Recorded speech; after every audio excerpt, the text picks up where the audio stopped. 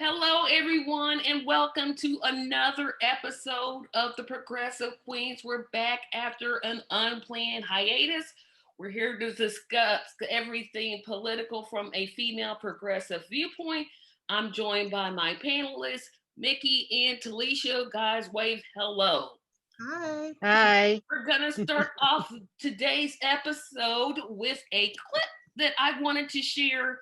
An interesting comment that a Congress or senator decided she wanted to make. So I want to get your reaction to it. So let me share this screen with you all because I almost burst out laughing when I got this. So let's see.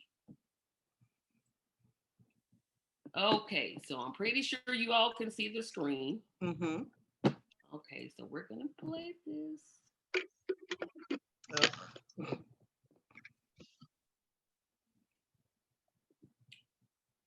Folks in Arizona know I've long been a supporter of the filibuster because it is a tool that protects the democracy of our nation rather than allowing our country to ricochet wildly every 2 to 4 years back and forth between policies.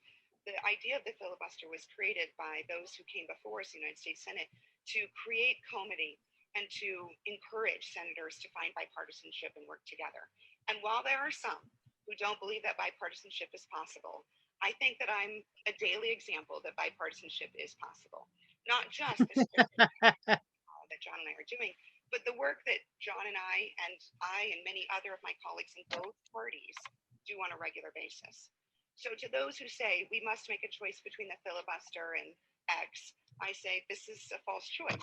The reality is that when you have a system that's not working effectively, and I would think that most would agree that the Senate's not a particularly well-oiled machine, right? The way to fix that is to change your behavior, not to eliminate the rules or change the rules, but to change your behavior. So I'm going to continue to go to work every day, aggressively seeking bipartisanship in a cheerful and happy warrior way, as I always do, and showing that when we work together, we can get things done.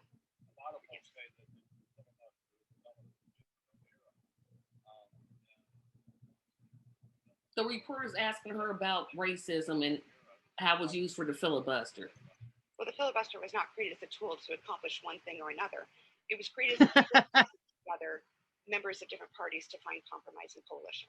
And when you think about our founding fathers, when they created the Senate, the slave owners, senators from every state, regardless of population size, with elections staggered every 6 years so that only a third of the body is up for election each cycle. It was designed to be a place where you cooled the passions of the House, where you work together to find a compromise, and importantly, where you protect the rights of the minority from the majority, regardless of which party is in the majority at the time. Well, I have to remember we're not permitted to swear because I'll tell you, what was running through my mind would have had me banned off Zoom forever. The people in government who have absolutely no clue about history, it boggles my mind. Well, Mickey, you went first, and I was going to ask you to go first, so keep going. I'm sorry. That's okay. She says bipartisanship works. What part of 12 and a half years ago, Mitch McConnell getting on national news saying Republicans will block every Democratic move, and then did so for 12 and a half years, has been repeating it, including a couple weeks ago, saying again, 100% we will block Democratic moves. What part of that does she not comprehend? They have stated repeatedly, there will be no bipartisanship. They have said it outright. What more does she need? Well, I think they're gaslighting us. She knows exactly what you just said, Mickey. She knows the origins of the filibuster. She knows that Mitch McConnell and those complicit Republicans have no good intentions towards our democracy.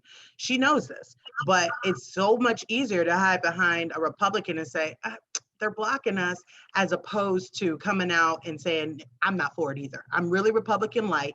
And the only thing that sets me different is maybe I won't kick a transgender out of a bathroom, and maybe I won't call a Black person the N-word. But best believe I'm standing behind those systematic policies that's keeping everybody that's oppressed down. Yeah, I don't like to accuse people of drug use, but I kept wondering, what is she on? What is she on? When everything about that bothered me, but the thing that I think bothered me the most was when she went to the founding fathers card. And Talisha, like you, I thought, really, the slave owners? You gonna really go with that? Does she not know? I know she does, but does she not know that other people know the history of the filibuster? It's like, we know where it came from. We know it was racist. We know why it was instituted. And for people like her and our favorite other Republican like Senator Joe Manchin to just keep holding on to this and then expect for Republicans to just reach across the aisle like we are the world when they specifically said we're not going to do it. Right. I don't know how these Well, people they get elected. keep going back to the founding fathers who wrote, all men are created equal. Of course, they forget that women weren't included in that. Right. Blacks weren't included in that. Native Americans, Mexicans, immigrants, even poor white men were not included in all men. All men only applied to rich white landowning men, period. So if we want to go back to our founding fathers, let's bring that up. How do people elect her how does she win? I'm like, what are the people of Arizona thinking? You know what? I got her and this Republican. I would just go ahead and vote for the Republican. Because Right, but I know what I'm getting. the change happened when she got in office. She hid Mhm. behind a progressive, banner until she got in office, and then I don't know if the money got to her or the true colors just came out, because this seems a little too on brand as a corporate Democrat for this to have just been okay. They greased her palms, and now she's changed in less than 6 years, because she only got elected like what, 4 years ago. She still got 2 years left, Got 2 I years believe. And so the simple fact is, she either was a really good liar, or the money talks, BS runs a marathon, because she's a totally different person than what Arizona elected. Yeah, I think she I don't got think that the whole time. Because there's no way when you get into power like that, you're gonna show who you really are. I think she was like that. I think she used the progressive brand to get elected. And she said, aha, you can't get me out for 6 years. I got mine. Thank you very much.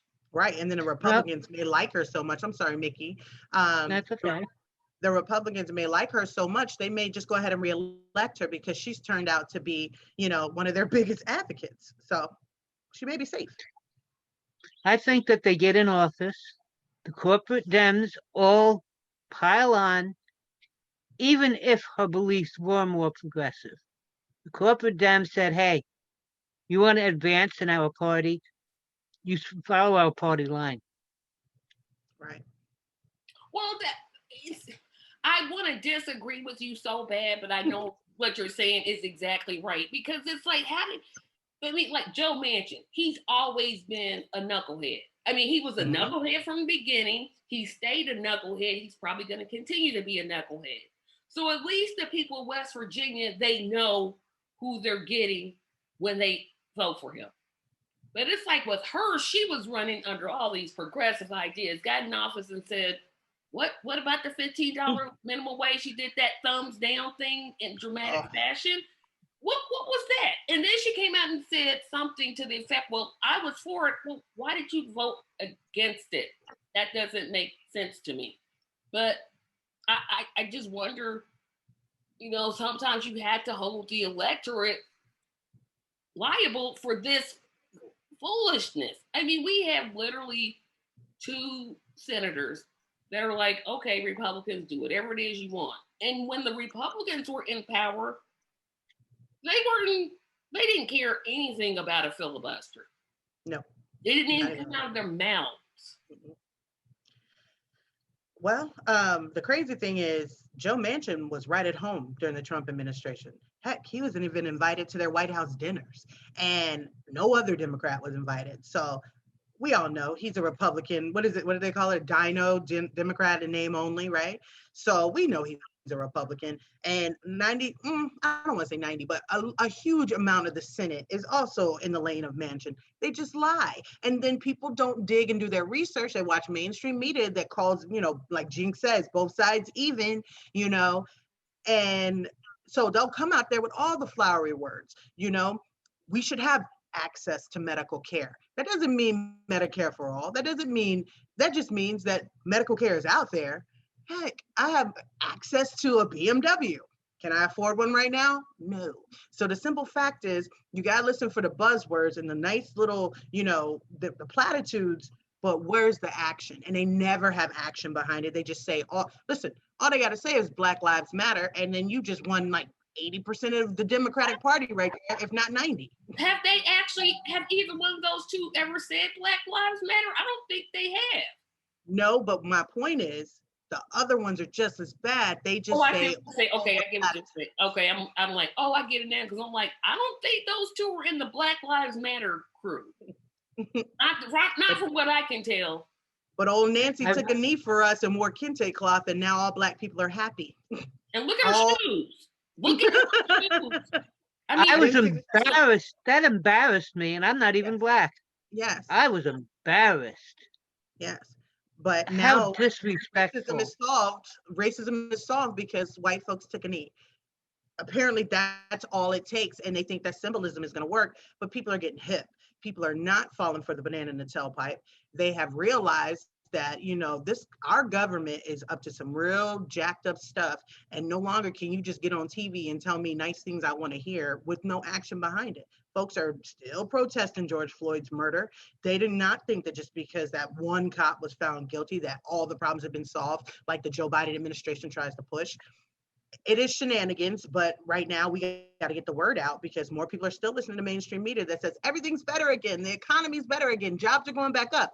Oh, you mean those jobs that they don't want to pay you for? Those are the jobs that's better? Oh yeah, we're gonna get to that later on in a bit, because I find that whole thing very hypocritical. But I wanted to get back on this thing about the filibuster, because she's not changing her mind. The Democrats, all they would have to do is put some billboards right in Arizona, right in West Virginia, and say, hey, this person is keeping you from getting your money. Call them.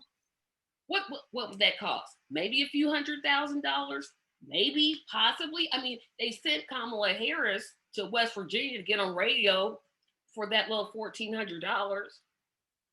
Like, I guess my question is, which I already know the answer to, why do they pretend to be dissatisfied with these two Democrats or dinos when they're actually doing the same thing that those two were doing? Because they're just, Biden and the corporate Dems don't want these policies passed. And they're using Manchin and Sinema as their front men. Mm-hmm. They don't want these. Come on. When Biden refused to overturn the parliamentarian on the $15 minimum, he told us what he wants. Right.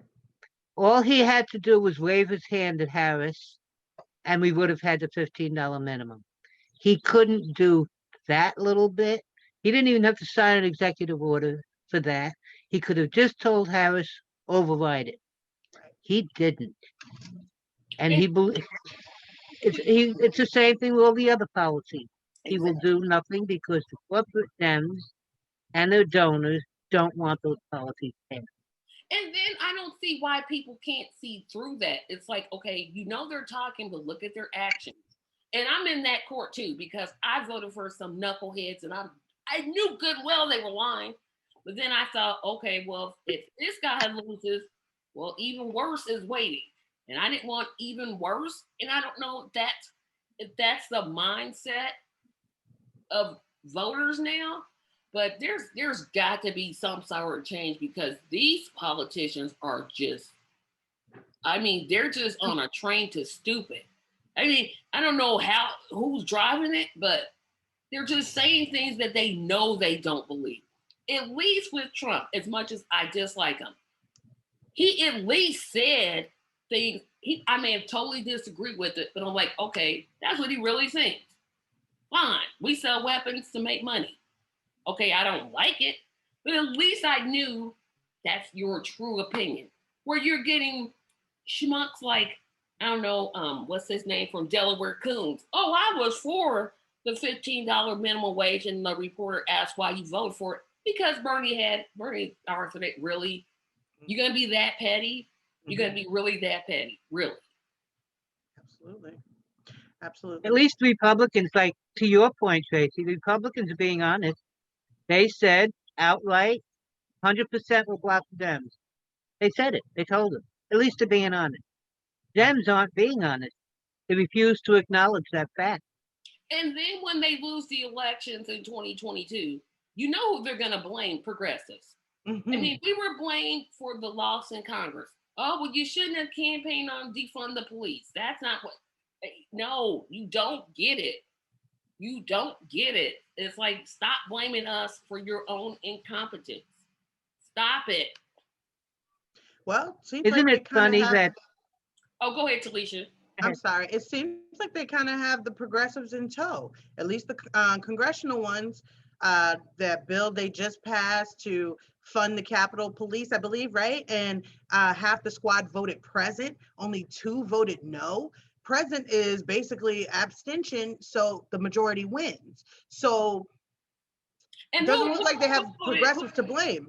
Well, who's the 2 progressives that voted against it? I forgot. It was Cori Bush, and I believe Ayanna Pressley voted against it.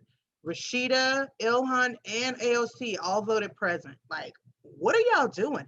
And I get the pressures because you don't want to make it seem like you don't support Capitol Police. Heck, these are the people that stood between you and a freaking mob. However, it's not money they need. What they needed is to take that white threat seriously, but they were too busy thinking, it's not like it's Black Lives Matter. It's not like it's Antifa. We're safe. So they didn't take a threat serious. It's not about money. It's about proper planning and paying attention to the intelligence. So they could have said that. They could have said, I'm voting no, and here's why. But they chose to do the yellow-bellied cow route and just like do nothing. It's sickening. And I don't know. I'm not facing the pressure they're facing. I'm praying when Firebrand Nina Turner, who will win this election come August, or at least the primary of it, I pray that once she gets in there, she can like steer the ship and they can follow behind her. But right now we're in trouble, guys, because the few little ones we had in our corner, they're shutting up. Do you think the solution is to primary the progressives? Absolutely not. I think they need a leader. And I think somebody like Nina Turner needs to come in, and I think we need more progressives, and maybe they'll remember what the heck they were sent to Congress for. I'm so not on that Jimmy Dore train saying that they're feckless and weak. I'm just saying they're outnumbered, and I think they're a little beaten. And I don't think they can, they need somebody that's going to stand up and can withstand the fire. That's a thought.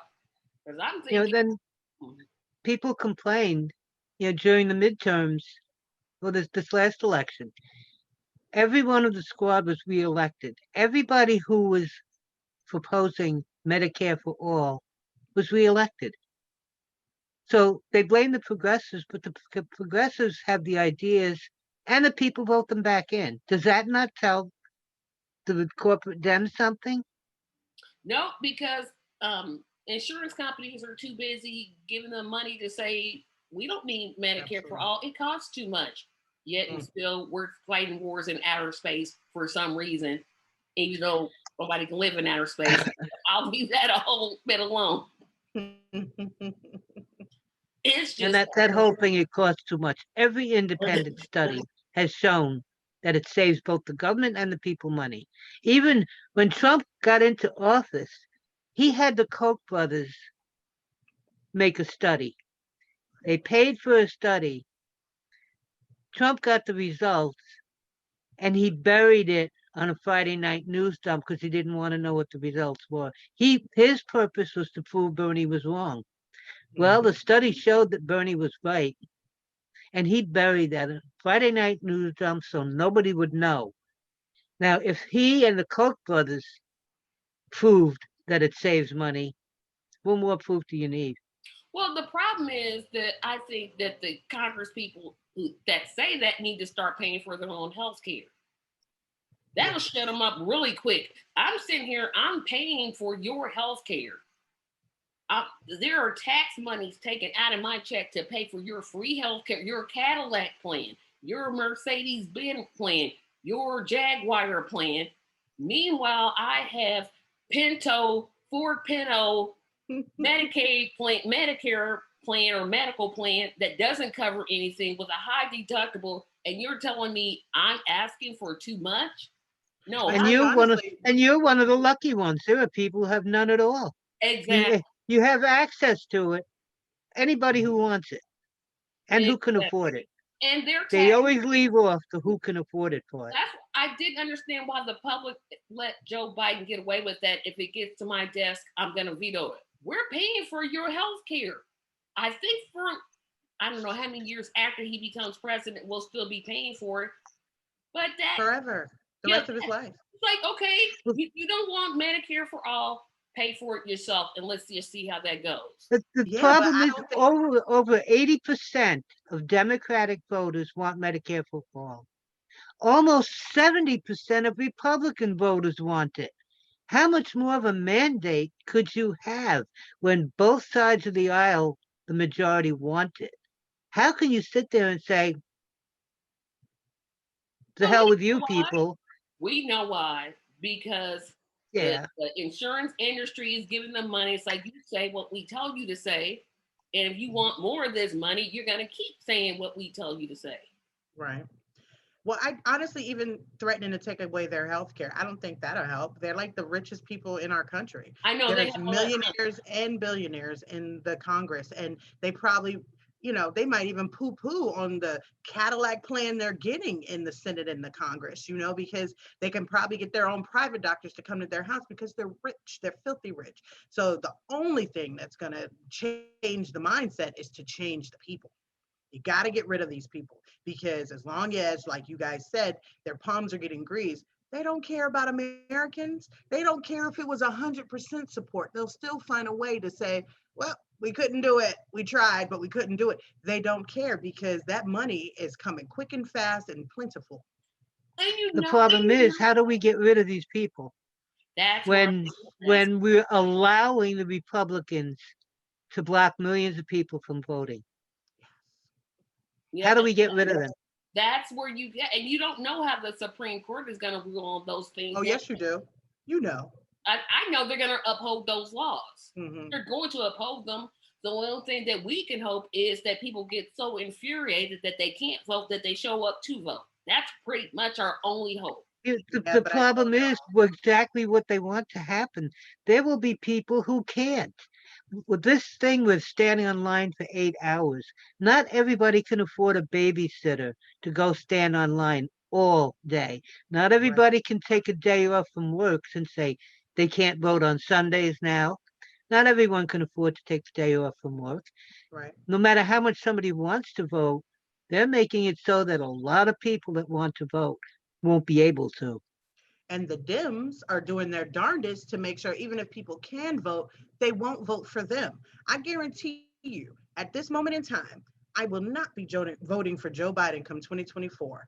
And my Congress and Senate don't really matter because they don't count because we don't have a state in DC. However, I imagine a lot of folks are not inclined to vote for these people that they sent to office to do what? Nothing? Because at this point, what have we passed? We've got the vaccines, which is wonderful. However, and we got that little bitty check that some people got because it was means tested, yet we're giving Bezos money because he didn't qualify for a space program. So we got those two things in the bag. What else? We're 6 months into this presidency and have squat to show for it. Well, I have people crying and whining. Give him time. He's only been in for 5 months. And I said, okay, let's look at what he promised to do in the first 100 days. Let's take that apart. Yep. Marijuana.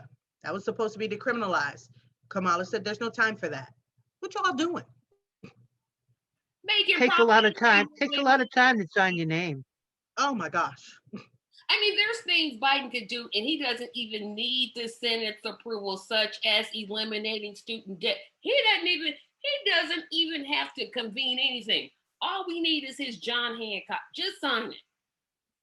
And supposedly, okay, so y'all remember where he had his meeting with the civil rights leaders. And You mean Cheryl that and Eiffel. that he degraded all the people on the conference call, and we were supposed to be okay with it? Well, apparently we are. He's got like 70% support. I don't know, symbolism, but anywho, Cheryl and Eiffel was saying there's certain things that they wanted him to accomplish. And if the Congress wouldn't do it, if he wouldn't, get rid of the filibuster in order to do these are things he could do executively. And that such things was to end qualified immunity. That's a stroke of a pen to, instead of us getting the information about the cops killing people from, New York Times compiling a list of all these dirty cops, ending qualified immunity is something he could do. He said he thought that was unconstitutional. And on top of that, they were saying he could remove funds from police forces that were disenfranchising people's civil rights, because that's the same. It's a federally funded organization. It's the same thing they did with schools in the 60s. Well, old Joey Boy says it's unconstitutional to take away federal grants from public institutions. Say what now? It's literally a fight that was fought in the Supreme Court and upheld, that federal funds can be withheld from schools unless they desegregate. So what's the difference between that and making sure police have some type of, are respecting people's civil rights? Don't forget, when he was asked about it, he had two answers. Number one, what do you think of the BLM movement? His response was, they have to stop the rioting and the violence. That shows his mindset. Number two, he's proposing increasing federal funding for police by $300 million. Yeah. And we wonder why people don't want to vote. I'm like, okay. And I just keep, it's so ridiculous the way that corporate media -5 just away in. Just literally, it's like, I don't like to call people butt kissers, but this what they're doing. It's just so obvious. It's like, okay, don't you see it? But you talk to people and they're just like, well, I don't have any other choices. Yes, you do. You could vote for a third party candidate. Oh, well, no, that takes votes away from this person. And I was one that I used to believe That's the point. And I'm like, well, because audience, I voted for Ralph Nader the year that Al Gore ran. There was no way, no absolutely positively way I was going to vote for. It wasn't going to happen. No. So you're telling me that because if Nader wasn't in, I was going to vote for Gore. Not that I'm going to find somebody else's support, but I'm just going to vote for him because of what? We've been doing that for 40 years. 40. Right now, the Democratic Party is where the Republican Party was 40 years ago. Exactly. Maybe a little further to the right. Yeah, they're so far to the right. I mean, you have progressives who keep running as Democrats, but like Talisha said, we need more progressives. And how are we going to get more progressives to, one, even decide to run? Second, to get across the media. And you see how they're treated when they're interviewed on mainstream media. It's ridiculous. The questions that they're asked, the tone that they're asked in. I'm like, okay, you think that person is just stupid, so you're going to say that question? And that I listen to tone. When I'm hearing a tone and they're down talking, I'm like, that to me makes no sense. Right. Absolutely. The media is very complicit. They wouldn't get away with half the stuff they do. Biden right now, like if one more person, Ari Melber kind of shocked me because he has a little bit of progressivism, in him, right? So he shocked me when he was saying, is Biden the next FDR? No, never, not even a little. But it's stuff like that, and people trust that mess, and then they see it and they're like, yeah, Biden's doing some great things. What's Biden doing? I have no idea. I'll tell you crumbs. What. He's throwing crumbs. He's throwing crumbs in the gutter for the peons. And the peons, we're starving. So we'll fight for those crumbs and be grateful for them. Did you all hear a couple weeks ago where they were saying Biden is the new Bernie? I was like, are y'all are you? I'm like Bernie Sanders or Bernie that was in that Weekend at Bernie's movie? Because I'm like, wait, you mean Bernie Sanders from Vermont? No, y'all couldn't. Well, he's in. You mean the man that he said I beat that socialist? That's what I was like. I'll do that. I think y'all say that again just to piss me off because y'all know that's gonna drive me mad. Oh, that's a buzz right The there. That's arrogance. a buzz. After the DNC rigged the primary again, handed the nomination to Biden on a silver platter, screwed Bernie over, I beat that socialist.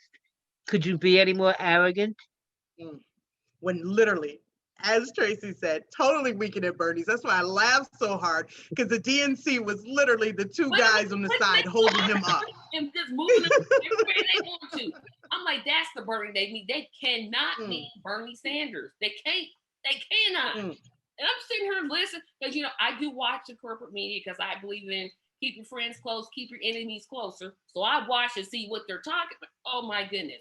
I'm like, are they? Well, he's done a lot, such as what? Yeah, but don't forget that our corporate media is owned by the big corporations that also own our legislators. Mm-hmm. So of course that's who they're going to be. How they're going to report. Just the new Bernie. Are they serious? Is he turning into Bernie? No, I'll answer that question. No, he's not. He is not. Unless you mean the Weekend at Bernie's guy. Okay, maybe. Because he certainly is a puppet. So true. And like you said, you know, it's like they're for their team, right? So Fox and OAN has all this mouth. However, they're all complicit under that big war machine. So when Biden decided he was still going to sell weapons to Israel, even though they are literally killing a whole people, you heard crickets from Fox and you heard crickets from OAN. What makes me angry about that too is progressives didn't put up enough of a fight to stop that. That's what really, I knew it was going to happen, but I'm like, okay, I don't hear you all speaking out against this. I hear no speeches on the floor about how this is so wrong. It's like, who is getting to them to get them to do what it is they're doing? That's why I kept asking, well, did you see Netanyahu is asking for an extra $1 billion? And he'll get it. I'm wondering if they're going to give it to him. I think they'll get it. I think they'll get more than what they asked for. And what I don't understand is why the boycott, divestment, and sanctions initiative is so taboo, because the simple fact is that is the only reason why South Africa doesn't have apartheid to this day. And it was spearheaded, but it was literally reinforced by Reagan. Of all the Republicans on this earth that I can't stand, he's right up there. And he reinforced the BDS movement for South Africa and was basically telling them, if you don't stop, basically killing off Black people and taking their land and oppressing them, you will not get another thing, not another trade deal, nothing. But now it's so taboo. And if you bring it up, you hate Jewish people. I don't know how that's a thing. And then, like y'all said, the progressives, well, I don't really go along with the BDS movement, but I do feel that Palestinians have a right to exist. And definitely Israel has a right to exist. No one ever said Israel didn't have a right to exist. We built them the Iron Dome. We know Israel has a right to exist. Can these people live? Yeah, that's a basic question. Did you hear Netanyahu's speech where he told Biden, you are not to have a new nuclear deal with Iran? And he won't. Biden probably said, yes, sir. Thank you, sir. Yeah, next order, sir. Exactly. The thing is, we know Netanyahu has wanted war with Iran for forever. But he doesn't want to fight it. He wants us to fight it for him. So now he's giving Biden orders. I'll be curious to see what Biden does about this nuclear deal. He's going to do exactly what Netanyahu tells him to. Exactly. And then Biden likes to have all these little closed door meetings. Like supposedly he told Netanyahu to stop the air bombing campaign, but that was behind closed doors. Why is that not on Front Street for the world to see? Why does everything have to be done in secret? And why is the American people okay with that? Mm-hmm. Exactly. That's really, it's like, and again, I don't understand why the progressives are disappearing on these these critical life-changing issues, and it's just like it's either they've gotten beaten down in the process and they just can't take it anymore, which is what I partially think is what's happening.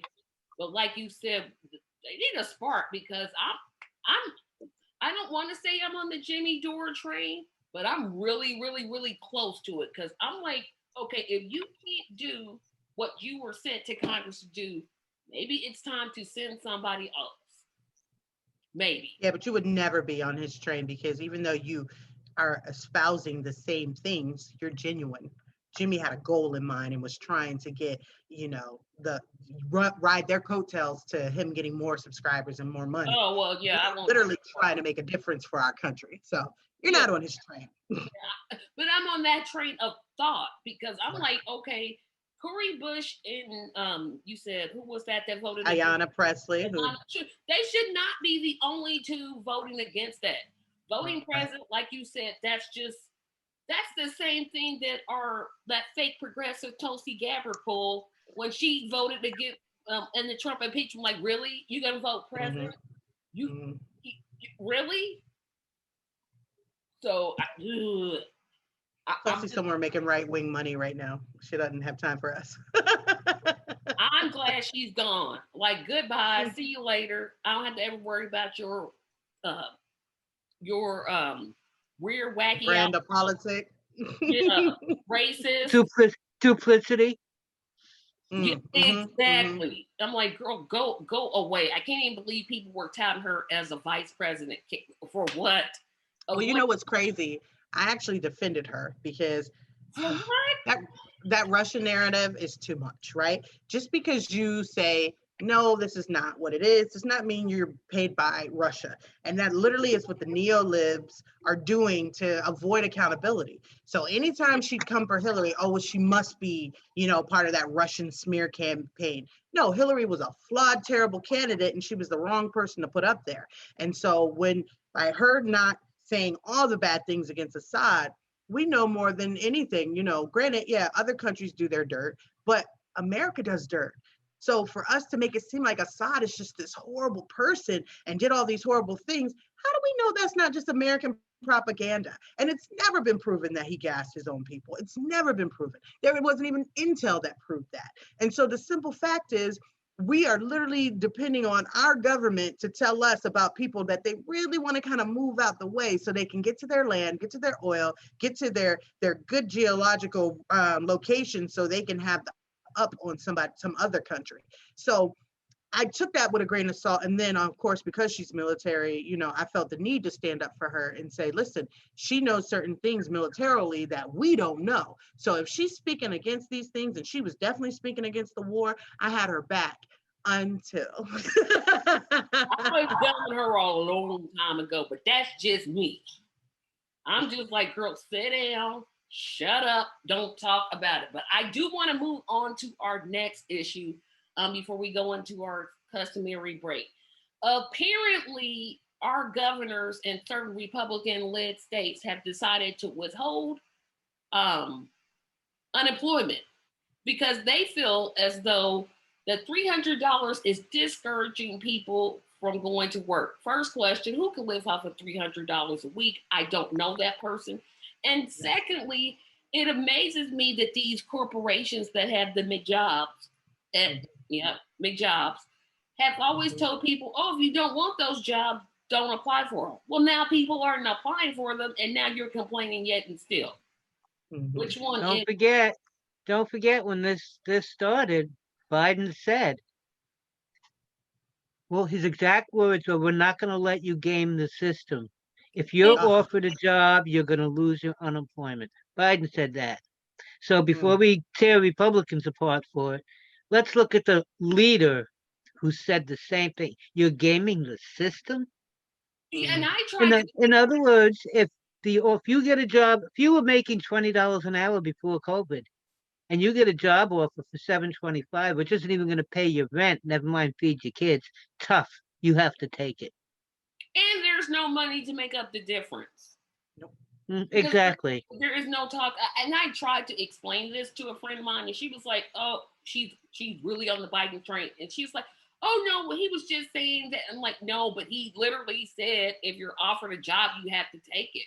And Right. that job that they're taking, who wants to work 40 hours a week at a job paying $7.25? If You you're can't lucky. make it. You can't make You it. can't make it off of anything less. I'm gonna say I still say 35. I still think the minimum wage should be 35. I know everybody's out there, that's too much. But you can't make it off of 18, 19, 20. You cannot make it off of that because one, the rents are going higher and higher and higher. It's harder to buy a house because you have corporations buying homes. Then that's a whole nother discussion. Right. So if you put in a mortgage application, if you're black, your interest rate is going to be higher than your white counterpart. Right. If you move into a neighborhood that's reasonable, if you move into a neighborhood with high crime, you got to think about all those things. So to me, it's like, it's just what you all get that nobody wants to work for you. It's Right. like, oh, well, There is no city in this country that a person making minimum wage can afford an apartment. No Right. city. but what led Biden to say that? It's like, okay, you're giving it to, you're trying to defend it with, okay, that makes sense. You signed it. Wasn't it $400? And then it decreased for some reason to $3. Mhm. Yeah, I thought I was. That's the Republican way. They barter him down and he cowers to them. He Mhm. gets it all the way down where they want it. And then they don't vote for it anyway, but at Mm. least they got it lowered the way they wanted. Right. Right. Banana in the tailpipe is what I call it. And then on top of that, the Republican, well, all the states already got the money. Where's this money going? Yeah, where is the money going? Because I thought when and somebody correct me if I'm wrong, but I thought when the federal government mandated something and gave money to the states, they have to use it for what it's appropriated for. So if they're not using it for unemployment relief, what the heck are they using it for? That's a good question. I'm sure it'll come out. We'll let Ryan Grimm and what's that other reporter, David Sirota? David They'll let us Sirota. know. They'll let us know. Yeah, because I'm really curious about that. I'm curious about how they think $300 a week is enough to do anything. It's not. Are they even still offering the plus up? Because it used to be the 400 plus however much the plus up was. I don't know if they're still doing the plus up because it was kind of like a marriage between the states and the federal government. So the government was doing the plus I up. know in Indiana we're not. You getting 300 and that's it, I think. No one can survive off that. You just can't. What state are they living in where $300 a week is nothing? And if it is the case that the unemployment is lapping what the corporations are offering, this is not a people problem. This isn't a populist problem. This is a corporation problem. Exactly. Increase the wages. You would think that's the main thing they would do. You'd be like, okay, we're not. I was watching something, I think it was The Hills that I was watching. They interviewed this business person. He had like an ice cream shop or a donut shop, whatever it was. Yes. And he had start paying $7.25, but he couldn't find anybody. He kept saying, I couldn't find anybody. And then somebody suggested to him to raise the wage. He raised it to $15, and now he has way too many applicants. Yeah, but you had to have that suggestion. But what gets me is big corporations haven't figured that out. I saw that story about the ice cream guy, and several other small businesses did that too. They raised their wages anywhere from $15 to $18 an hour, and they were just overrun with applicants. Right. Now, big corporations can't see that. Yeah, they don't understand. I think I drove by a place, and I'm not going to name it because they may sue me, whatever. But they were like making up to $11.25. I'm like, y'all proud of this? Up to. Yeah, up to. Gotta watch that. Up to. Right. That means you can make less than $11.25. That means $11.25 is as high as you're going. That's the ceiling. That's it. You can't go pay. If you buy health insurance, if you work long enough to get health insurance and life insurance, you probably don't even get a dental plan, not at that rate. What is your check gonna look like after FICA and Social Security and benefits come out? You may And be. don't forget, those people, some of them who are offering that higher wage, will not give you 40 hours, so you can't get any of the benefits. Oh, you mean like Walmart? Bam. And Walmart has the highest number of employees on public assistance. Yep. There's a problem with that. Exactly. It's like, first of all, they don't pay taxes. Oh, Let Tracy Media start making money. I guarantee the state of Indiana is going to be like, you owe this much, and Two you hands have to pay out. it by this date, or we're going to start putting liens against your property. But somehow Amazon and Walmart and a whole lot of other corporations, they just get by scot-free. Nothing happens to them. Are you serious? So I have to make 50 and 60 and 70 million dollars before I'm not paying taxes. That literally makes no sense. That's kind of why I guess, especially, well, Amazon wasn't, but a lot of the corporations, I don't understand why they were so against the corporate tax rate hike, because a lot of cities and towns forgo their taxes so that they'll come there and give jobs. And not only do they do that, but they also, it's something else they do where they end up getting money back with net zero taxes paid out from them. So like I will never forget that year that Blue Cross Blue Shield spent zero in taxes. They paid no taxes and they ended up getting like $6 million back. You know what? I owed my family of five owed $5,000 that year. I don't understand. Yep, and it's like, Well, that's happened with Amazon the year before last. They made over 11 billion in profits. Not only did they pay no taxes, they got over $1 million in refunds. Who do you think paid that $1 million? We paid that. We paid that. But I guess I don't understand. How are you getting a refund if you're paying nothing in? It makes no sense to me.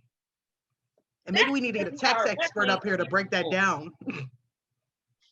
That's because, as Bernie said, the IRS needs to be reformed, because that literally makes no sense. How can you? Right. That's like saying my company has to make $70 million before we're not paying taxes. Well, if I'm making $70 million, I should be paying more in taxes because I'm making more. I should be paying more. Right. But you're reversing it. You're making the ones that make nothing pay more, while all these companies are getting away with not having unions, not having good work conditions, offering piddly hours, offering piddly pay, making, at least in our case here in our state, the jobs are so far away from the city that it's not even making sense to go. Like most of the places that are harder are in Plainsfield and Carmel. They're not in Indianapolis because they're all out. And I'm sure it's like that in other states. Right. It's crazy. I don't understand. Like I said, maybe we need to get us a tax expert up here that can break it down for us. Make it make sense. It doesn't make any sense to me, because I'm like, how are you going to be against a corporate tax increase? You've never paid it. You've never paid it. You had. Let's go back to Biden. While he was campaigning, he said he was going to overturn Trump's tax cut. Yes. He was going to overturn it. That, since Trump cut it from 35 down to 21. If Biden's going to overturn that, that means going back to 35. Right. Biden gets in office and he says, well, maybe I'll do 28. He cut it in half as it was. Now he's negotiating with them to maybe bring it back to 25. Ugh. Just makes me sick. To me, when you say you're going to reverse a tax cut, it means you're going back to the original. I mean, let's keep it in mind. This is the same man that said that we were getting $2,000 checks. Has anybody gotten a $2,000 check yet? No, we have not. So what he says to me is like, in this year and out this one. And then they doubly means tested it. So they had already means tested it the first time. Then they means tested it a second time when they cut it down to 1,400. It's shenanigans. I don't understand. Like, we're not hurting over here, but trust and believe, we do our part. We have our debt from our military days or whatever. And I paid just my check, not my husband's, not my retirement, my check alone. I paid 15 grand in taxes last year. I didn't qualify for a stimulus. Like, literally, I'm pretty sure you can name a street after me somewhere in DC, because that was just my check. And, it doesn't include my hubby's check or the taxes I paid out of retirement. So I don't understand why these rich folks can sit there and say, you make too much, I'm going to cut you, in the same breath that they say they won't increase taxes on people making over 400,000 or less. As far as I'm concerned, somebody making 400,000, you can pay some more taxes because you're making 400,000 a year. It's crazy. And, well, sorry, sidebar. And then Mike Pence, just after the Capitol riots, just went on some type of trip to Paris. It cost like $265,000 to include his Secret Service and the time there and the hotel and the security and all that. $265,000. But you're worried about what, like you said, if Tracy Media made an extra dollar or two, the IRS is going to come out with guns a-blazing. I have a problem with the way this country is structured. Yeah, because they coming. If I made 50 cents, they are coming for 10. They like we want our dime. Maybe 35. Who knows? I mean, it just makes me angry. Well, we are at the point where we take our customary 5 minute to the break. So, ladies, I'll see you all in just a bit, and we're gonna come back with our secondary topic of the show. Thank you all. So thank you, audience, for joining us for the second half of the Progressive Queens. We're back with our panelists, Mickey and Talisha and myself, and we're going to talk about non-trash politicians. And when I say trash, I'm referring to people like Mitch McConnell, who is literally trash. Joe Manchin is trash. I can name a whole bunch of other ones, but those two were the first two that came to my mind. So when you guys think about non-trash politicians, name someone that you think of who is not Bernie that have proven themselves to be non-trash. Well, first one that came to my mind was Ilhan Omar, who, for the most part, speaks her mind and sticks to her principles. No matter how much she gets bashed and trashed, including by the corporate Democrats, including by Pelosi. Right. Does she always stand up for what I wish she would? No. But to me, she's one of the better ones because she doesn't care. She will say what she's thinking when it's true, knowing she's going to get. How about you, Talisha? Anybody that you think of? This may be one of our shorter post discussions. Definitely short. Definitely short. They have to be serving now? They could be somebody in the past. Nina Turner. Nina's not, okay. Nina Turner is my pick because she does not kowtow from negative media attention. They try to come after her with barrels blazing, and she stands up, withstands it. She says what she means, and she means what she says, and she literally is a fighter. And I admire her. I admire her a lot because, you know, she's not only served as a state senator, I think she was at some point on the city council in Ohio, but she wants to take it on a grander scale, and she wants to do stuff not just for her community, not just for Black people, but people in America, you know, not even just American citizens. She wants to help everybody who's disadvantaged and needs a leg up and just needs an equitable start.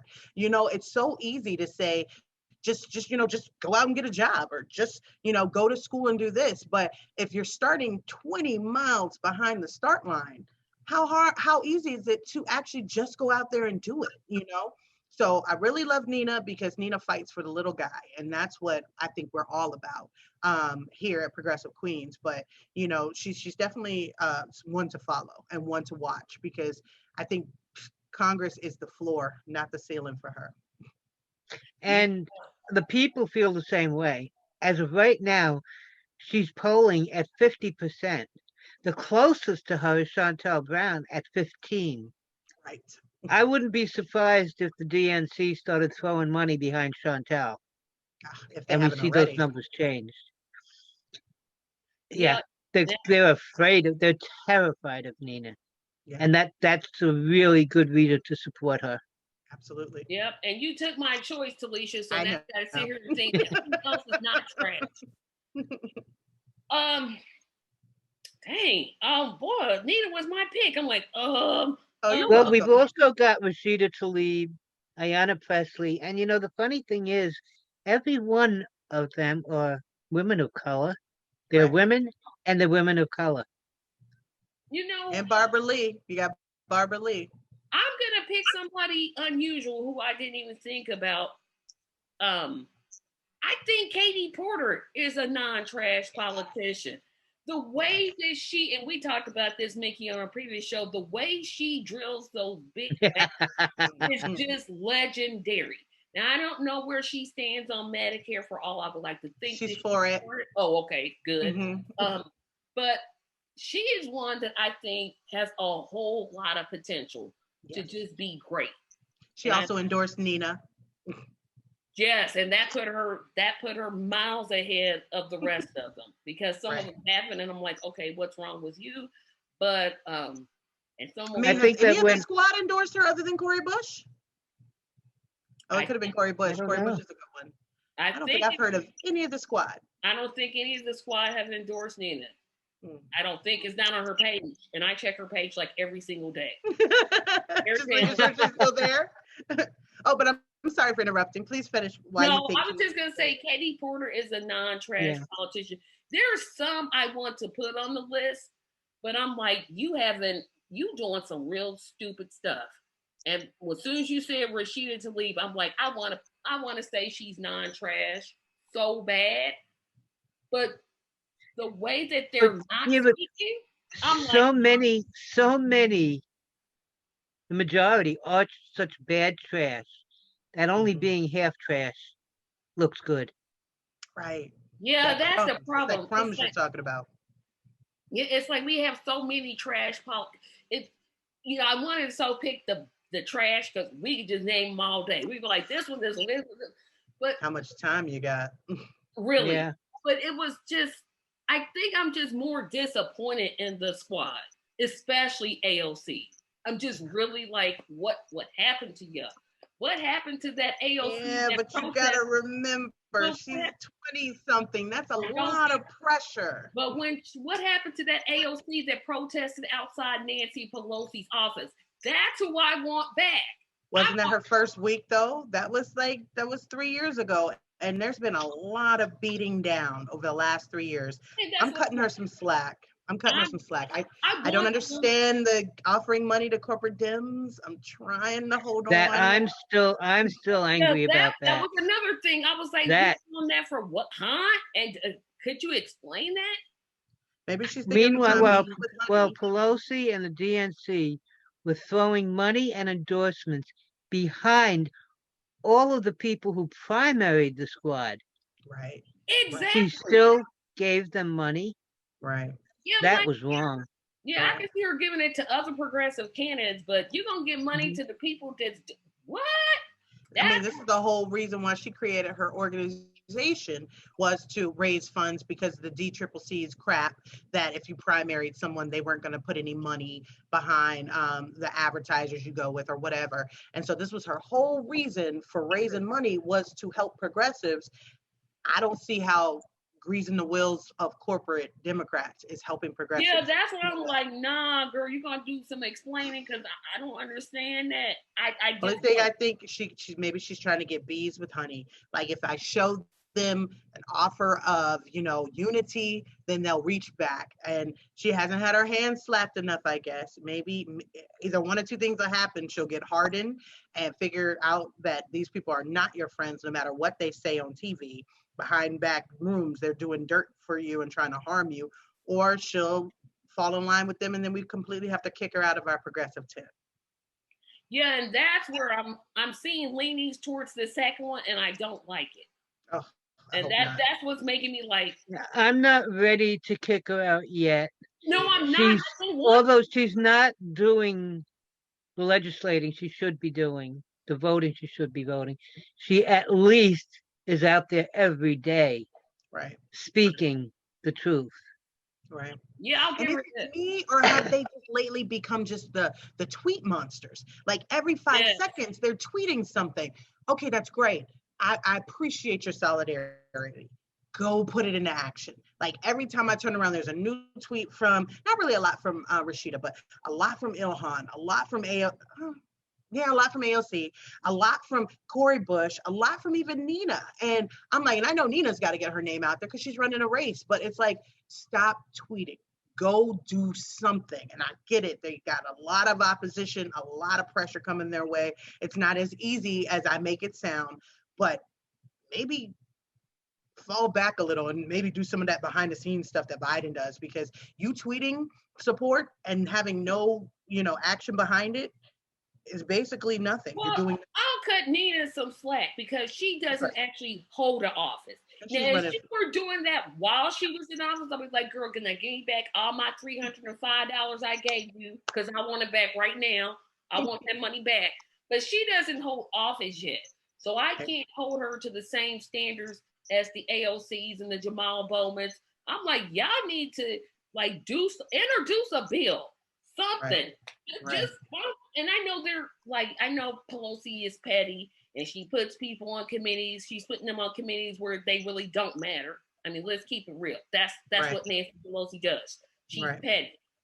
But don't forget, these people, including AOC, have introduced a lot of bills, and Pelosi refuses to put them on the floor. That's true too. That's true too. That's true too. And so I'm kind of leaning more towards Felicia. I'm like, y'all tweeting just a little bit too much, or at least make the public aware of, hey, I put this bill on the floor, or I put this. Bill. I wrote this bill, but Nancy Pelosi doesn't want to schedule a hearing. Why don't y'all call her at 212-555-1212? Something. Bridge is already burned. She's already kicked you or blocked you from whatever the ideal committee assignments are going to be. What more can she do to you? She can't put you out of Congress. So I would put her on Front Street every chance I got. You see Marjorie Taylor don't have no problems. I would buy an email server with her phone number in it and be like, hey. Right. It's a digital straight, straight to her. Boom. I don't got time for it. And that's what's making me so angry with the squad. It's like, yep, right, Mickey, you're right. They are introducing bills. But who knows, would the average person that supports progressives know what those bills are? No. No one will know. No. Because they don't talk about it. They don't talk about it. Exactly. That's my point. Yes. And when's the last time we've seen any of them come on some type of independent media? I know they ain't been on Young Turks because Jink will let you know every minute he gets that Justice Dems found AOC and she refuses to come back. Why are they not coming to independent media? Are they scared they're going to get asked the hard questions? I think that's it. It's got to be. And there's fair shows they can go on. Shoot. Our show is a fair show. Come on our show. We're going to ask you the hard questions. But guess what? We will give you a fair chance to answer for what we're asking you. We're not going to try to color it and make you seem like a bad person. Well, I mean, it's just such a game. That's what I think it's, I'm trying to bring my own content over to, because I think he has progressive leanings. I wouldn't put him, he's not in the squad. I'm not going to put him in the squad, no. But I think he's for enough where I'm like, okay, no, you need to be doing this, doing this, doing this. He's a Dem? He's a Democrat. Yes, Michael is a Democrat. But to bring those people along, what am I bringing them along for? To a group of people that are passing bills and you don't have enough common sense to go to the media and say, hey, I'm trying to get this bill passed. Why don't y'all call her and let her know that this bill needs a hearing? And if it gets voted up or down, that's fine. At least give it a hearing. But it's like, okay, she's not going to give a hearing. Oh, well, I tried. And it's just really frustrating to me because, again, I'm leaning more towards, you know what? We may need to primary these suckers just to put the scare in them. Not necessarily to get them out, but just to scare them just enough to be like, oh, shoot. I'm here to serve the people. Well, it's this lovely little thing called platitudes. So, I think you and I, Tracy, talked about when we were together this week, how Ilhan Omar, even though she gets all the drama around, she comes to Minnesota and is treated like a queen. So it's the platitudes. And a few years back, I didn't really understand the gravity of platitudes. I was like, what are you talking about? Because I used to think when Barack Obama spoke, oh my God, he's trying to change the world. It's the platitudes. He'll tell you all day long what he wants to do. It's the action that you have to watch for. So the policies and the platitudes aren't matching up. So Ilhan can go out there and say, yes, I represent Palestine, or not represent, but yes, I'm for Palestinian rights, and Netanyahu needs to stop this. Yeah, you know what would be better? If you say, I'm not voting for another thing, you daggone sure ain't getting any military money until you tell Israel to knock it off, you stop selling arms to Israel, and you get some real type of peace, two-state solution in there. So it's great all day long for her to say all the things we want to hear, but if she's not putting any action behind it, she's no better than what we perceive Barack Obama to be 8 years, 12 years ago, however long ago it was. So I'm with you guys, and I'm not ready to kick them out yet, but I need more than just these platitudes. I need some and that's what's really making me mad, because I mean, they were saying the right things. You know, there should be monthly stipends, even when the virus pandemic is over with. Have any of them introduced? Maybe they have introduced a bill, but shoot, I don't know about it, because they aren't getting out there and saying, "Hey, I got this bill. It's HR 1025, whatever it's called, or however they name. I don't know." But I'm like, okay, what is it that they're doing each and every day? I'm sure they're doing something. I'm pretty sure they're not just doing nothing. But what is it that they're doing every day to deliver on what it is that they said that they wanted to do? I'm not seeing it. Right. Yeah, look what happened to Ilhan Omar, was it a year or two ago, when she stood up for Palestine? Both sides, Dems and Republicans, condemned her for being anti-Semitic. Nancy Pelosi condemned her and made her apologize. And she should have never Think about offered that. an apology. I'm gonna be in the, and I know some of the evangelicals, all three of them that watch this show, are gonna be mad at me for saying it. But I'm like, why is she apologizing? What she's saying is true. Exactly. She said nothing anti-Semitic. Yeah, She was talking about the government of it. And the Tell me lobbyists. something. If I criticize our government, does that make me anti-American? No. according to difference. some people, it does. According to That's some true. people, it does make you. If you complain about the government to some people that wear blue MAGA hats and red MAGA hats, let them tell it America is the greatest thing that ever happened. Right. Without America, the world couldn't function. Right. Right. America is what makes the world go around. I mean, we kind of do, because we have put our imperialism all over the world, and literally we've made it so other governments really can't function without our say-so, our input, or our blessing. And it's like when we pulled out of the JCPOA, the Iran nuclear deal, it essentially fell apart, even though it was a multi-nation, multilateral agreement. And because we left, dead in the water.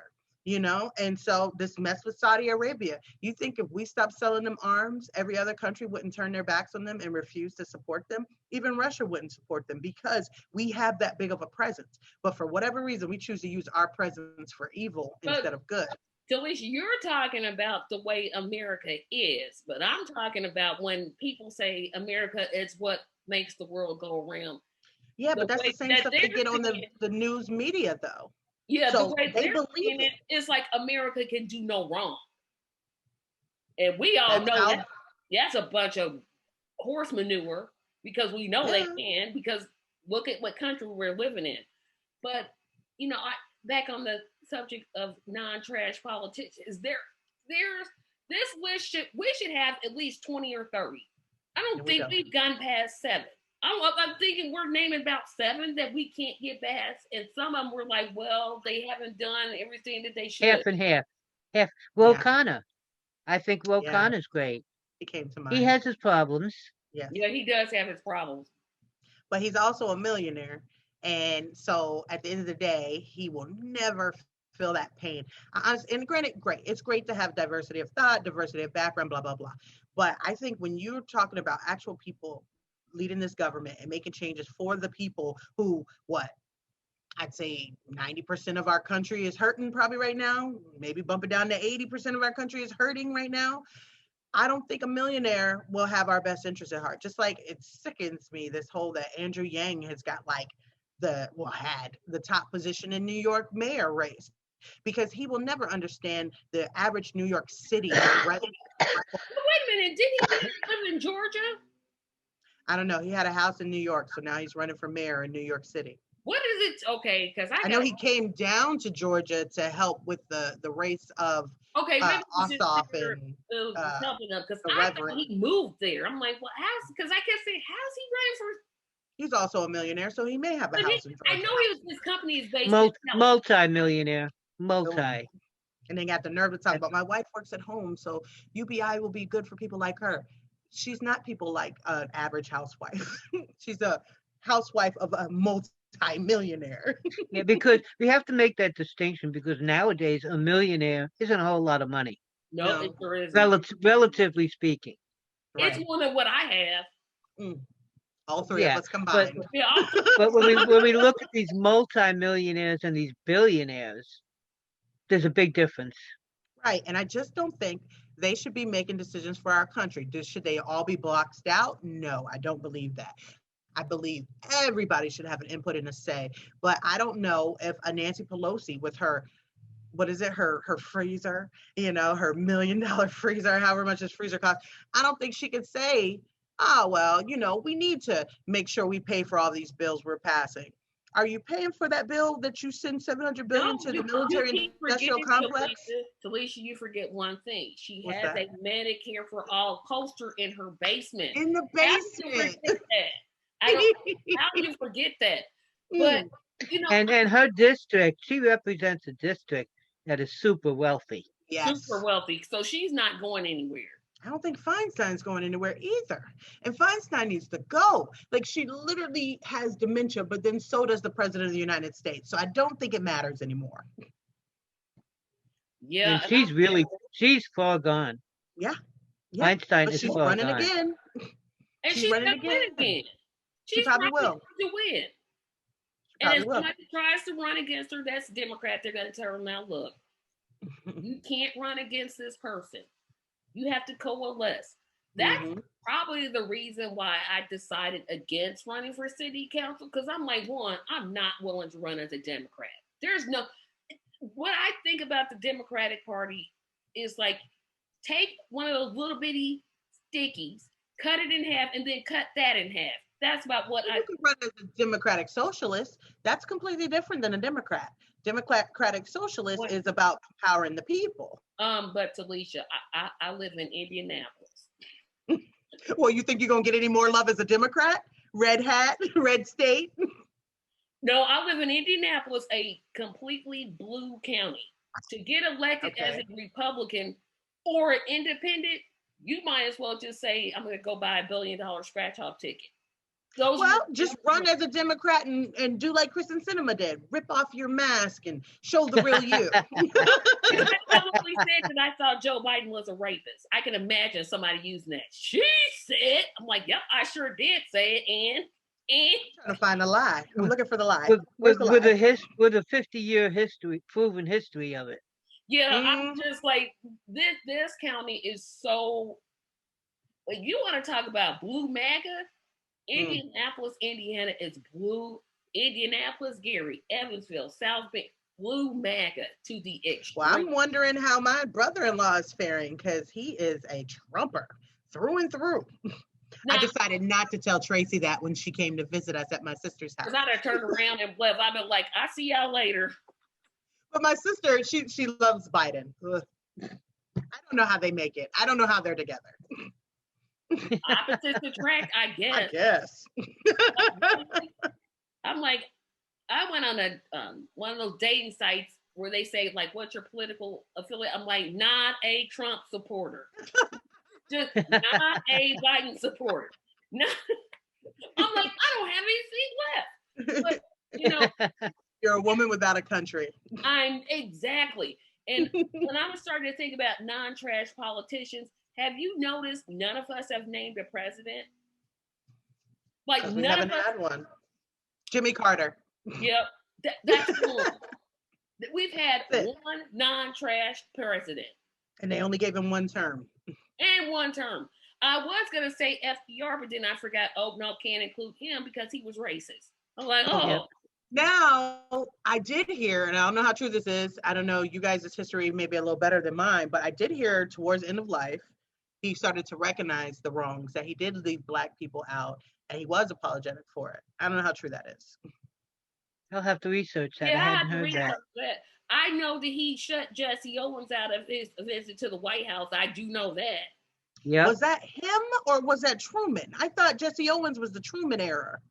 Jesse Owens was. Oh, I'm pretty sure it was FDR. Jesse Owens was. Y'all probably know better than me. Yeah, but we're all looking at our phones. I'm pretty sure Jesse Owens was FDR. Okay, I trust y'all way better than mine. Nope, it was FDR. Okay, okay. Yeah. But it wasn't just Jesse Owens. Yeah, it was any He wouldn't black let. He didn't any of the Black athletes. None of the to the black White House. athletes. The white ones he did. But he did have Nina Simone, I believe. Which one? And I hope I'm not mixing them up. One ended up dying in a cell because she was like they arrested her for her activism. Was it Nina Simone? They just did a biopic on her. That's Billie Holiday. Billie Holiday, dang it. Oh, I'm mixing up my super singers. Anyway, Billie Holiday was able to go to the White House, and she had some of these discussions with him that he found quite interesting. So I think she probably dropped some knowledge we on him. didn't, when we were naming non-trash politicians. He didn't come up. We was like, however, as less trash, because what was Kennedy's vice president, Lyndon B. Johnson? He instituted civil rights. No. He was forced to do it, but he still did it. Lyndon B. Johnson is the worst of the worst. He was racist, but I disagree. I disagree. He at least, even though it was pressured into it, he at least did some of the right things. Yes. That's because he was pressured into it. I'm like, this guy, no. That's what you got to do.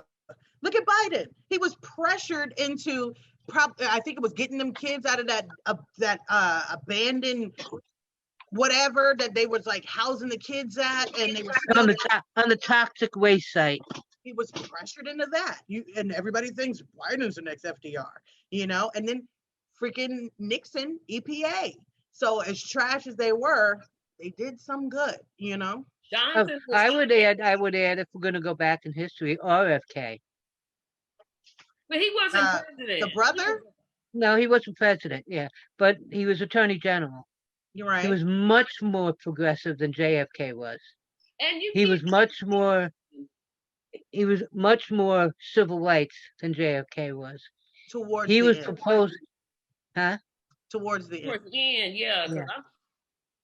Because I do remember he also signed off on Martin Luther King surveillance. So who didn't though? You have to remember back in the 60s, any politician who stood up for Black people, that was a huge step in the 60s. Huge step. I'm pretty sure that's probably 50% of what got JFK killed. I always thought it had to do with partially the civil rights. I think he also was dipping into some business he didn't have.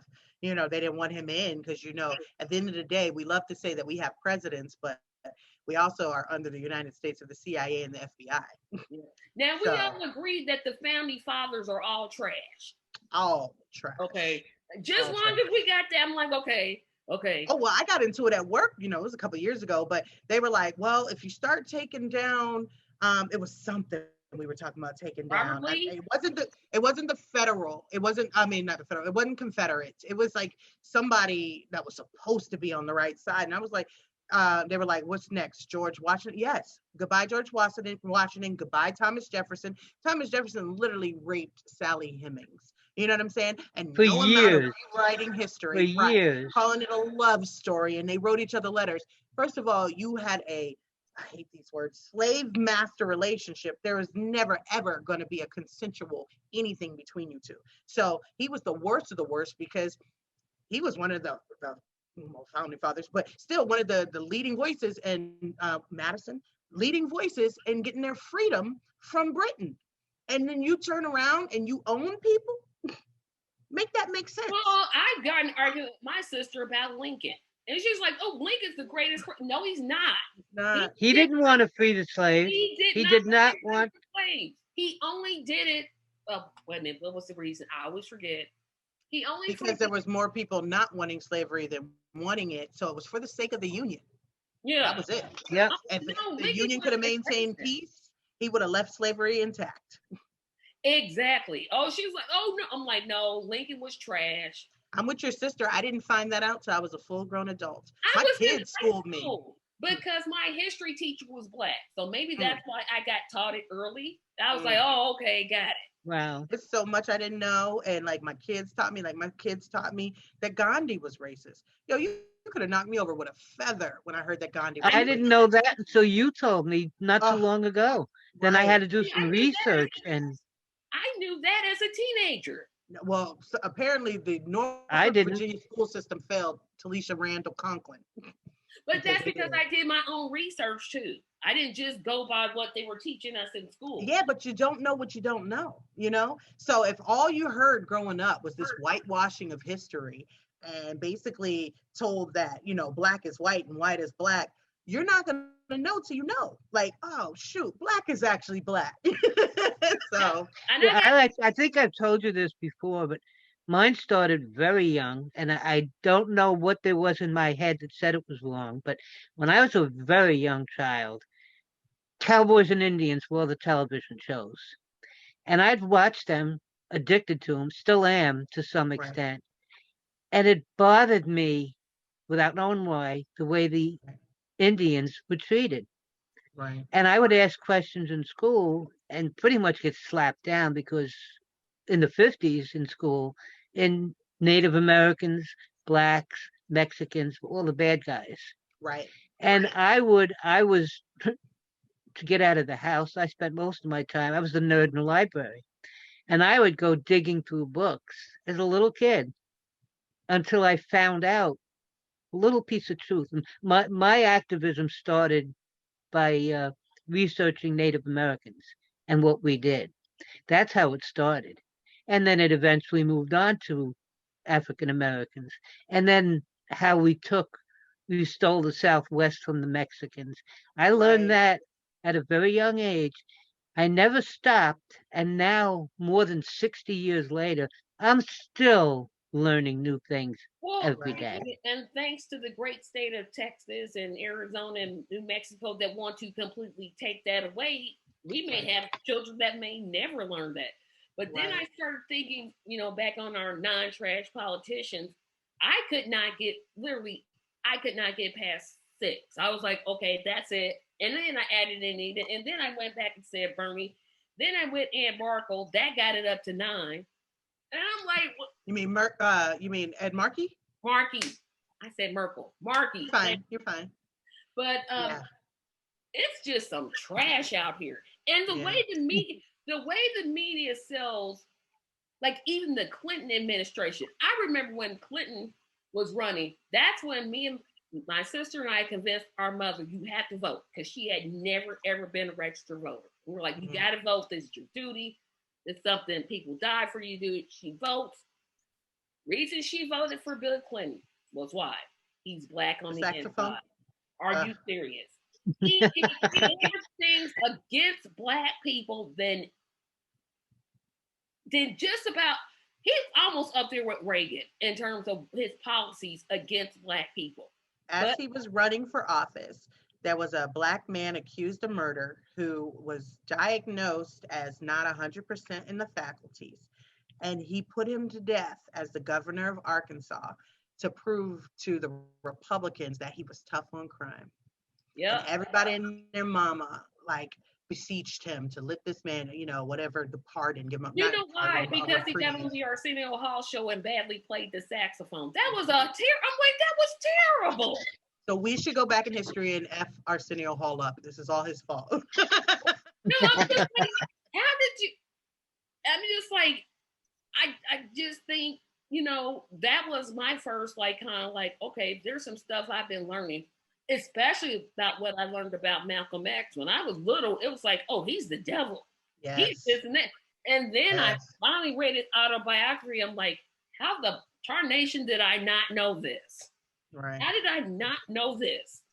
Because the white supremacy is real, and Malcolm X, because he was nonviolent, was the choice for all the. You mean Martin Luther King? Did I say Malcolm X? You said Malcolm X. Well, y'all know who I meant, but I'm like,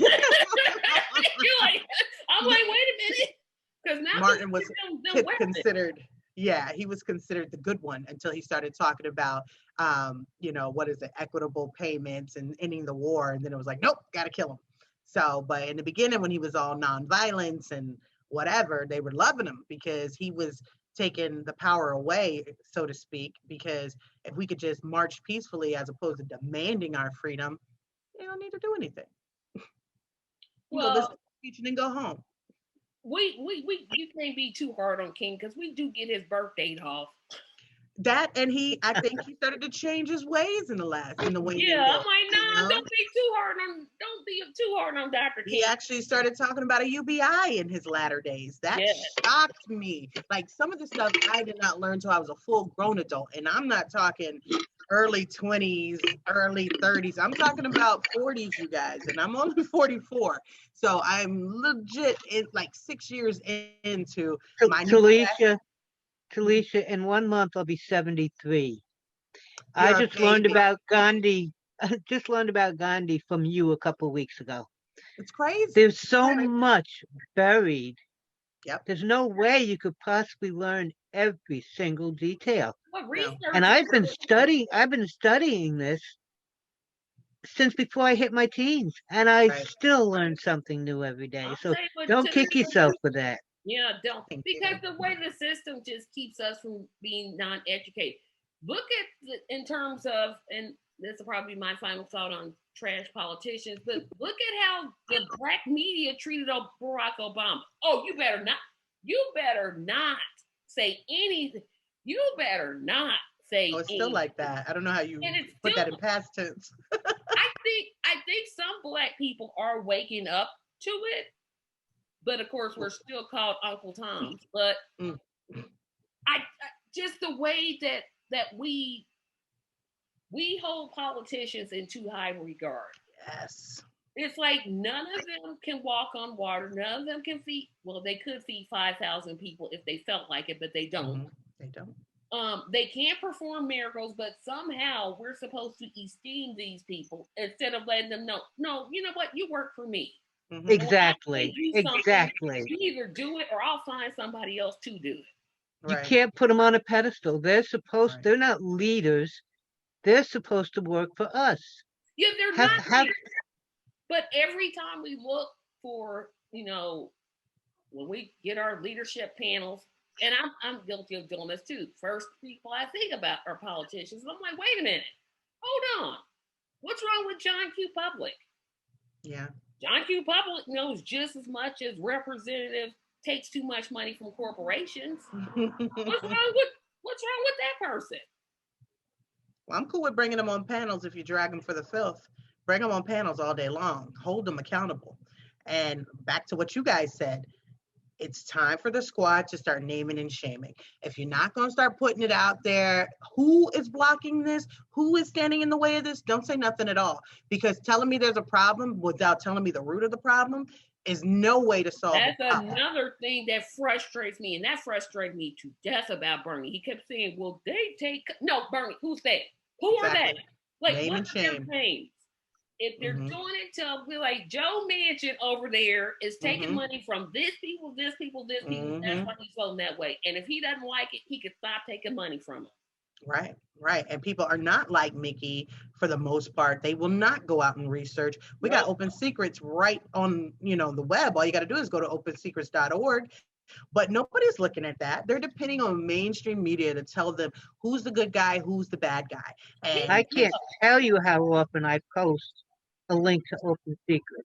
Right. Just when Biden was doing this stuff about Israel has to protect themselves, I posted Open Secrets to show that Biden took over $3 million in bribes, donations from pro-Israel groups. And I post Open Secret. I use that all the time. People say, no, can't believe everything you read. And it's the fact. But you believe him. I think I have for the most part given up on convincing people because you're going to believe what you're going to believe. I'm just going to keep telling the truth. And if you don't like it, that's your truth. But you got to be ready to receive it. Exactly. And most people think, or I have people that think they're progressive because they watch CNN. Really? Really? Really? CNN is so court. Are you serious? No, Nope. I'm progressive. I mean, Hillary Clinton said she was progressive. Mm. I'm like, girl. Nancy said I'm a progressive. I'm like, I'm gonna need to change my Yeah, my moniker. I don't know what progressive means. Maybe she didn't. Oh, she know. But oh, I'm just like, you're progressive because you watch CNN? Mm.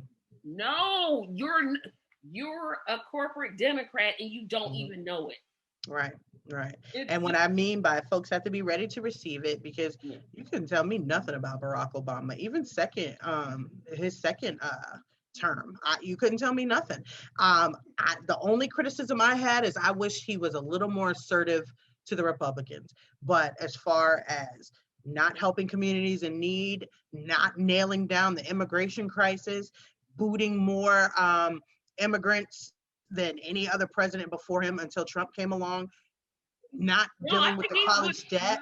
I think he's booted more than Trump. I know Trump surpassed him, I believe, but not by much. You know what I'm saying? And so as far as any of that never even registered on my radar, because news MSM told me Barack Obama good, Republicans bad. You know what I'm saying? And if you criticize him, you're criticizing either you're a self-hating black person, yep, Uncle Tom, or you're racist. Right. Or you're a Republican. You're a Trumper. You're a Trumper. Well, now you'd be a Trumper. Now you'd be a Trumper. Yeah. But, and so I get that folks have to be ready to hear it.